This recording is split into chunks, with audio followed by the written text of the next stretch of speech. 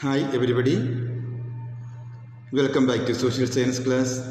Myself Johnson George. In this video, we are going to discuss a new topic. What is the topic you know? Conditions in the Mahajanapadas. In our previous video, I told you what is called Janapadas. The early tribal kingdoms grew in size and now they are called or they were called Janapadas or Mahajanapadas. Janapada means the small in size and Mahajanapada means large areas. The kingdom expanded on a large area, then that region we called Mahajanapadas. Okay, so here we are going to discuss the topic, some general features of the Mahajanapadas. Friends, first of all we can see what were the main activities of the people of Mahajanapadas. The main activity of the Mahajanapada was agriculture or farmers. Okay, so agriculture prospered in most of the Mahajanapadas. Agriculture prospered in most of the Mahajanapadas. Why? Why agriculture prospered in Mahajanapadas? The reason they were located in fertile area. They were located in fertile area. The Ganga Plain region, very fertile soil, alluvial soil. Okay, we will study in our geography class that points. So that the Mahajanapadas are located in this fertile soil region. So the people engaged in agriculture activities. Then some other benefits. That means the use of iron. The people used iron metal and they made the iron tools. Especially the agricultural tools they made of iron. So now the various farming activities became very easy. So the plougers or a hose, various other farming tools helped the farmers or agricultural activities. And another important or another point, that is they dig the wells or canals. The many canals and wells were dug to improve irrigation. So there the farmers, they or kings, they build canals or dig wells. So there these wells and canals provide enough water to their agricultural lands. As a result, what happened here? The production increased there. Production is very profitable there. So all the people engaged in such a kind of the agriculture activities. Understood? Again, the farmers learned to use manure. Another development happened during this period. People learned the use of manure. Again, they learned a new style of farming. What was the new style of farming there? Yearly, they used the scattering the seeds. The farmers, after ploughing the land, they throw the seeds like that. And it fallen somewhere and it grew there. But now, the transplantation methods, they started the transplantation methods.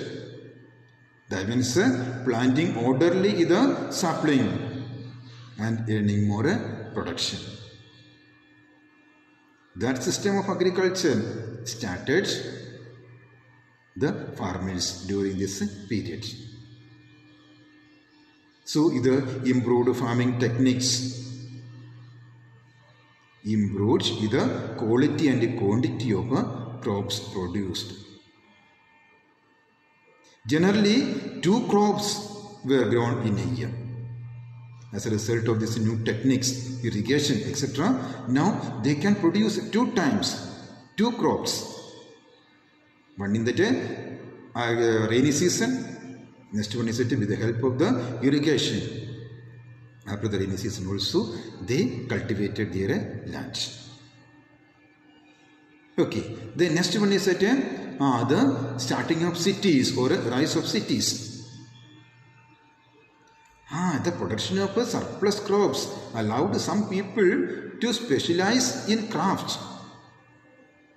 The agriculture production for eating the food, it is enough foods were there. So some of the skilled people thought, we no need of going to fields, we can sit in our workplaces and we can make some article that is very useful for the farmers. So some people, they sat and they made some metal works or carpentry or pots, etc. So some people concentrated on metalworking, carpentry or pot making. So like that, different crafts developed during that period. Then the exchange of surplus crops and goods manufactured by these craft people led to trade. Started the trade, means exchanging the product, agricultural products or manufactured products, they exchange one another. Okay, that is called trade. So this surplus product and manufactured crafts products, these all things happen to a new system that is called trade. Then the cities grew around centers of craft or trade or administration. The kings, they ruled their kingdom from some administrative centers or the capital cities. So that region, either craft centers or trade centers or either administration regions, developed as cities. Okay, then what was the administration there? The Mahajanapadas were mostly monarchies.